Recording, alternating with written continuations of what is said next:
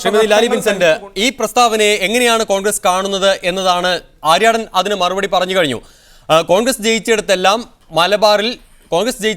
വാനിൽ പറഞ്ഞത് ലീഗിന്റെ കൊടിയാണ് എന്ന് പ്രവർത്തകരുടെ അഭിമാനത്തിന് വേണ്ടി, പ്രവർത്തകരിൽ ആവേശം ജ്വലിപ്പിക്കാൻ വേണ്ടി മാത്രമാണോ പറയുന്നത്?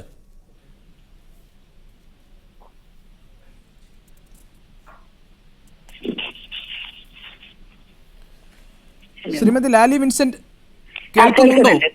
കേൾക്കുന്നുണ്ട്. അതായത് അവകാശവാദം മുസ്ലിം ലീഗ് ഉന്നയിച്ചു എന്നൊന്നും ഞാൻ കുറ്റപ്പെടുത്തുന്നില്ല. ശരിയായിട്ട് പറഞ്ഞാൽ ഐക്യജനാധിപത്യ മുന്നണിയുടെ അവിഭാജ്യ ഘടകമാണ് മുസ്ലിം ലീഗ്.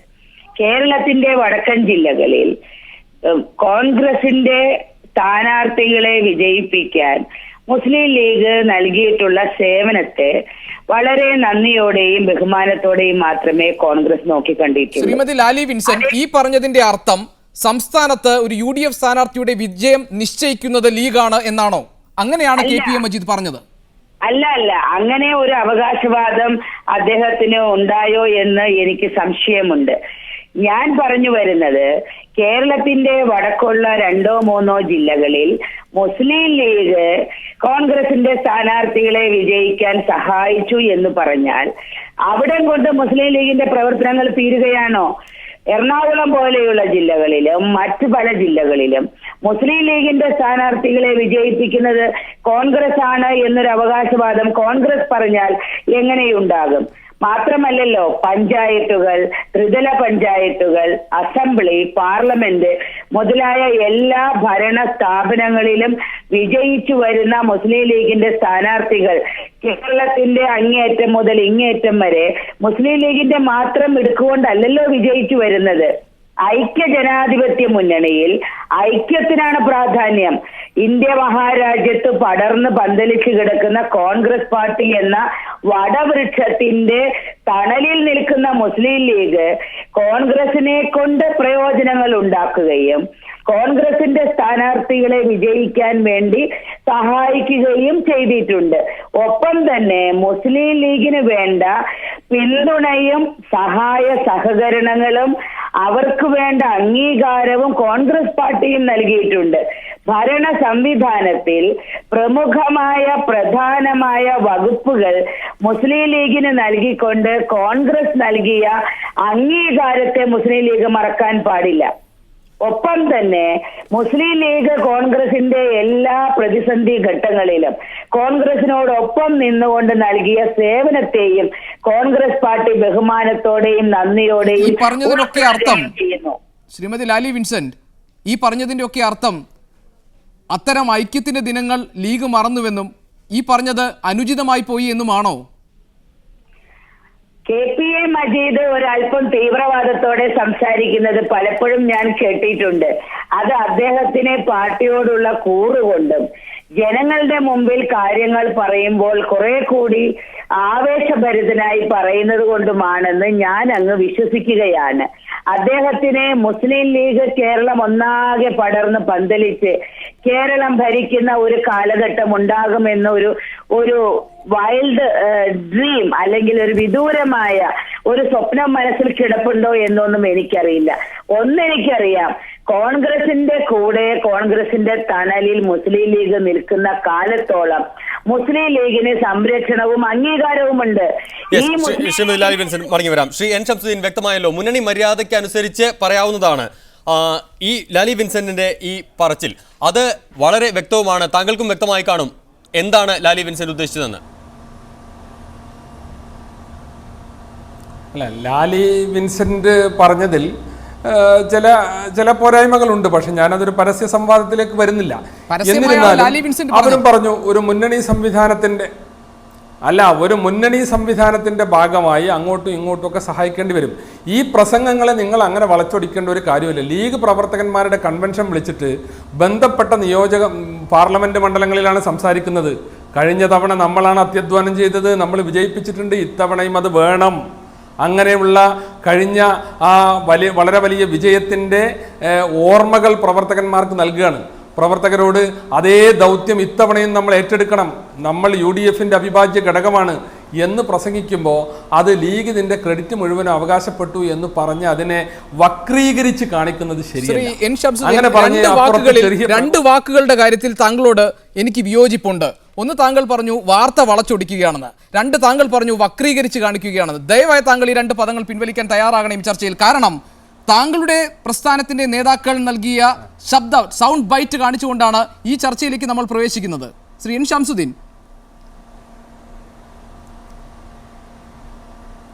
അല്ല, ഞാൻ പറയട്ടെ, ഞാൻ പറയുന്നത് അതിൻ്റെ വ്യാഖ്യാനങ്ങൾ അതിന് കടക്കുന്നു എന്നുള്ളതാണ്. മുസ്ലിം ലീഗ് പാർട്ടി വലിയ പങ്ക് വഹിച്ചിട്ടുണ്ടെന്ന് പറഞ്ഞാൽ അത് പറഞ്ഞ് മറ്റുള്ളവരെ പ്രകോപിപ്പിക്കേണ്ട കാര്യമില്ല. മുസ്ലിം ലീഗ് പാർട്ടി കോൺഗ്രസിനെ ജയിപ്പിക്കാൻ വേണ്ടി പരിശ്രമിക്കുന്നു. ലീഗിൻ്റെ സ്ഥാനാർത്ഥികളെ വിജയിപ്പിക്കാൻ കോൺഗ്രസും പരിശ്രമിക്കണം. അങ്ങനെ ഒരു ഐക്യം തന്നെയാണ് ഒരു മുന്നണി സംവിധാനം എന്നുള്ളത് കൊണ്ട് നമ്മളെല്ലാവരും വിവക്ഷിക്കുന്നത്. ലീഗ് അതിൽ 100% ക്രെഡിബിലിറ്റി വെച്ച് പുലർത്തിയിട്ടുള്ള ഒരു പാർട്ടിയാണ്. ഈ കണ്ണൂരിൻ്റെയും വടകരയുടെയും കാര്യം പ്രത്യേകം എടുത്ത് പറയുന്നത് നിങ്ങൾക്കൊക്കെ അറിയാലോ. വടക്കൻ കേരളത്തിലെ രാഷ്ട്രീയം, കണ്ണൂരിലെ പാർട്ടി ഇങ്ങനെ പറയുമ്പോൾ മാധ്യമങ്ങൾ വളച്ചൊടിക്കുന്നു എന്നൊക്കെ പറഞ്ഞ് രക്ഷപ്പെടാൻ ലീഗിന് കഴിയില്ല. വളരെ വ്യക്തമായി നമ്മൾ കേട്ടതാണ്. വളരെ കൃത്യമായ അവകാശവാദങ്ങളാണ്. അത് എന്ത് ലക്ഷ്യം വെച്ചാണ് എന്നത് തന്നെയാണ് ചർച്ചാ വിഷയമാക്കേണ്ടതും. യഥാർത്ഥത്തിൽ ഈ കാലഘട്ടത്തിലൊക്കെ തന്നെ മാധ്യമങ്ങൾ വളച്ചൊടിച്ചു, അതുപോലെ തന്നെ വക്രീകരിച്ചു എന്നൊക്കെ പറയുന്നതിൽ വല്ല അർത്ഥമില്ല. എല്ലാ നേതാക്കന്മാർക്കും അറിയാം. കാരണം ഈ ചർച്ചകൾ മുഴുവനും തന്നെ മീഡിയ റിപ്പോർട്ട് ചെയ്യുന്നുണ്ട്. അതുമാത്രമല്ല, വിഷ്വൽ മീഡിയകളൊക്കെ മുഴുവനും തന്നെ ഇത്തരം പരിപാടികളിൽ പങ്കെടുക്കാറുണ്ട്. അവർക്കിത് കവർ ചെയ്യാനുള്ള അവകാശവുമുണ്ട്, അവർ നൽകാറുമുണ്ട്. അതുകൊണ്ട് തന്നെ അണികളെ കാണുന്ന അവസരത്തിൽ ആവേശം കൊള്ളുന്നതിനപ്പുറം ഒരു ജനാധിപത്യ സംസ്കാരം അണികൾ വളർത്തുന്നതിൽ പരാജയപ്പെടുന്നു എന്നുള്ളതാണ് ഇവിടുത്തെ ഏറ്റവും പ്രധാനപ്പെട്ട വിഷയം. ശ്രീമതി ലാലി വിൻസെൻ്റ് സൂചിപ്പിച്ചതുപോലെ യഥാർത്ഥത്തിൽ ഇന്ന പാർട്ടി കൊണ്ട് ഇന്ന സീറ്റ് ലഭിച്ചു എന്നൊക്കെ പറയുന്നത് യഥാർത്ഥത്തിൽ നിരർത്ഥകമാണ്. ഒരു മുന്നണി സംവിധാനത്തിൽ കോട്ടയത്ത് ഇന്നവർ ജയിച്ചു, കണ്ണൂരിൽ ഇന്നവർ ജയിച്ചു, മലപ്പുറത്ത് ഇന്നവർ ജയിച്ചു എന്നൊക്കെ പറയുന്നത് ശരിയല്ല. മൊത്തത്തിൽ അങ്ങനെയാണെങ്കിൽ ഇന്ന മന്ത്രിയെ ഞങ്ങൾ നിയമിച്ചു, അല്ലെങ്കിൽ ഇന്ന സ്ഥലത്ത് ഇന്ന ആളെ ഞങ്ങൾ നിയമിച്ചു എന്നൊക്കെ പറയേണ്ടി വരില്ലേ? യഥാർത്ഥത്തിൽ ഇത് ഒരു രാഷ്ട്രീയ സംസ്കാരത്തിൻ്റെ വളർച്ചയിലെ എന്താ പറയേണ്ടത്, ഒരു മുന്നോട്ടുള്ള പ്രയാണം ഇല്ല എന്നുള്ളതിൻ്റെ തെളിവായിട്ട് വേണം വിലയിരുത്തപ്പെടാൻ. യഥാർത്ഥത്തിൽ ഈ ചർച്ച തിരിച്ചു വരാം താങ്കളിലേക്ക്. അഡ്വക്കേറ്റ് എൻ ഷംസുദ്ദീൻ, എപ്പോഴും മുസ്ലിം ലീഗ് നേതാക്കൾ പലപ്പോഴും പരസ്യ പ്രസ്താവനകൾ നടത്താറുണ്ട് LDFിലെ ഐക്യക്കുറവിനെ പറ്റി, CPMന്റെ വലിയേട്ടൻ മനോഭാവത്തെക്കുറിച്ച്. കേരളത്തിൽ ഏറ്റവും വലിയ ഒറ്റക്കക്ഷിയായി CPM നിൽക്കുന്നു, രണ്ടാമത് കോൺഗ്രസ് നിൽക്കുന്നു, മൂന്നാം സ്ഥാനത്തുണ്ട് മുസ്ലിം ലീഗ്. എന്നാൽ ഇടതു മുന്നണിയുടെ ഘടന വെച്ച് നോക്കുമ്പോൾ CPIM പോലും 13 സീറ്റിൽ മത്സരിക്കുമ്പോൾ 5 ലോക്സഭാ സീറ്റുകൾ താരതമ്യേന പ്രാധാന്യം കുറഞ്ഞ CPIക്ക് നൽകുന്നുണ്ട്. ഇവിടെ നിങ്ങളുടെ മുന്നണിയിൽ കോൺഗ്രസ് 17 സീറ്റിൽ മത്സരിക്കുമ്പോൾ 2 സീറ്റാണ് മുസ്ലിം ലീഗിന് തരുന്നത്. 22 MLA-മാരുള്ള മുസ്ലിം ലീഗിനെയും 11 MLA-മാരുള്ള കേരള കോൺഗ്രസ് മാണി വിഭാഗത്തെയും ഏതാണ്ട് ഒരുപോലെയാണ് കോൺഗ്രസ് പരിഗണിക്കുന്നത്. കോൺഗ്രസ് ലീഗ് ഉൾപ്പെടെയുള്ള ഘടകകക്ഷികളോട് കാണിക്കുന്ന അത്രയും വലിയ അകൽച്ചയും വലിയേട്ടൻ മനോഭാവവും CPIM ഇടതു മുന്നണിയിൽ കാണിക്കുന്നുണ്ടെന്ന് പിന്നെ എങ്ങനെയാണ് നിങ്ങൾ പറയുന്നത്? അല്ല, ഇവിടെ അങ്ങനെ ഞാൻ പറയുന്നത് ഇത് രണ്ടും രണ്ടാണ്. ഇന്നത്തെ പ്രസംഗങ്ങളും ഞങ്ങളുടെ തയ്യാറെടുപ്പുകളും അതെല്ലാ കാലത്തും ഉണ്ടായിട്ടുള്ളതാണ്. ഈ തെരഞ്ഞെടുപ്പിനെയും വളരെ ഗൗരവത്തോടു കൂടി കണ്ടുകൊണ്ട് ഈ തെരഞ്ഞെടുപ്പിൽ ലീഗ് ഒരു ചെറിയ പാർട്ടിയാണെങ്കിലും ലീഗിന് ഇന്ത്യക്ക് ഒരു സന്ദേശം നൽകാനുണ്ട്. മോഡി വരുന്നു, BJP വളരെ ഐക്യപ്പെടുന്നു, BJPയിലുണ്ടായിരുന്ന പ്രശ്നങ്ങൾ തീരുന്നു, പുതിയ സഖ്യകക്ഷികളെ തേടുന്നു. അങ്ങനെ ഗുജറാത്തിൻ്റെ രക്തക്കറയുമായി മോഡി കടന്നു വരുമ്പോൾ ലീഗ് ഒരു ചെറിയ പാർട്ടിയാണെങ്കിലും ലീഗിന് ഇന്ത്യയിലെ മതേതര വിശ്വാസികളോടും മതന്യൂനപക്ഷത്തോടും പറയാനുള്ള ഒരു സന്ദേശം കൂടിയാണ് ഈ 6 മാസം മുമ്പുള്ള ലീഗിൻ്റെ തെരഞ്ഞെടുപ്പിന് വേണ്ടിയുള്ള ഒരുക്കം. ലീഗിൻ്റെ പ്രവർത്തനങ്ങളെ വീക്ഷിച്ചുകൊണ്ട്, ലീഗിനൊരു പക്ഷേ കേരളത്തിന് പുറത്ത് വലിയ അണികളും സംവിധാനങ്ങളും ഇല്ലായിരിക്കാം, എന്നിരുന്നാലും ലീഗിൻ്റെ നിലപാടുകൾ രാജ്യത്തെ മതന്യൂനപക്ഷങ്ങളെയും മതേതര വിശ്വാസികളെയും സ്വാധീനിക്കുമെന്ന് വിശ്വസിക്കുന്ന ആളാണ് ഞാൻ. രാജ്യത്തിൻ്റെ പ്രഥമ പാർലമെൻറ്റ് തൊട്ട് ഇപ്പോൾ ഈ 15ാം പാർലമെൻറ്റ് അവസാനിക്കാൻ പോകുന്ന പാർലമെൻറ്റിൽ വരെ ലീഗിന് പ്രാതിനിധ്യമുണ്ട്.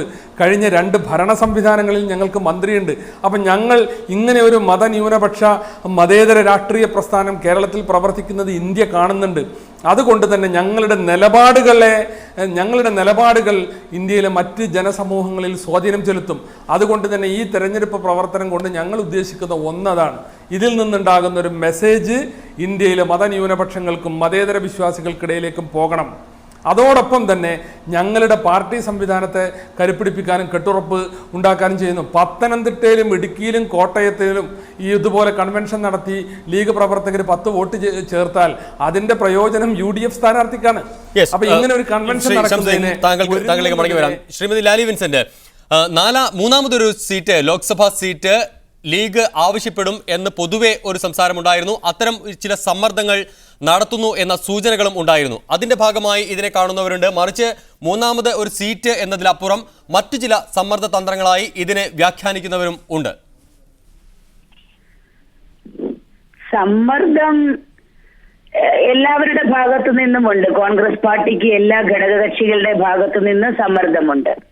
അത് ഘടകകക്ഷികളുടെ ന്യായമായ ആവശ്യങ്ങൾക്ക് വളരെയധികം പ്രാധാന്യവും അംഗീകാരവും കോൺഗ്രസ് പാർട്ടി നൽകുന്നത് കൊണ്ട് സമ്മർദ്ദം അവർ ഉപയോഗിക്കുന്നതിൽ കോൺഗ്രസ് പാർട്ടി അപാകത കാണുന്നില്ല. പക്ഷേ ശ്രീ ശംസുദ്ദീൻ പറഞ്ഞ വളരെ പ്രധാനപ്പെട്ട ഒരു വിഷയം, BJPയുടെ കടന്നുകയറ്റം ഉണ്ടായേക്കുമോ എന്നുള്ള ഭയം കൊണ്ട് 6 മാസം മുമ്പേ മുസ്ലിം ലീഗ് പ്രചരണ പരിപാടികൾ ആരംഭിക്കുകയും മുസ്ലിം ലീഗിന്റെ ശക്തിയെക്കുറിച്ച് ജനങ്ങൾക്ക് പ്രഖ്യാപിക്കുകയും നാഷണൽ ലെവലിൽ മുസ്ലിം ശക്തിയുടെ ആവിർഭാവം ആവശ്യമാണ് എന്ന് മെസ്സേജ് കൊടുക്കുകയും ചെയ്തു എന്ന് പറയുന്നതിനകത്ത് ഗുണവുമുണ്ട് ദോഷവുമുണ്ട്.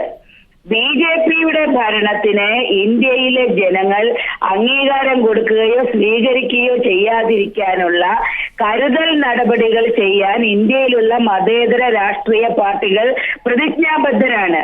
കേരളത്തിൽ തീർച്ചയായിട്ടും BJPയുടെ പതാക പാറിക്കളിക്കാൻ മതേതര വിശ്വാസികളായ പൊതുജനം തയ്യാറാവുകയില്ല എന്ന് തന്നെയാണ് കോൺഗ്രസ്. ശ്രീമതി ലാലി വിൻസെന്റ് തിരിച്ചു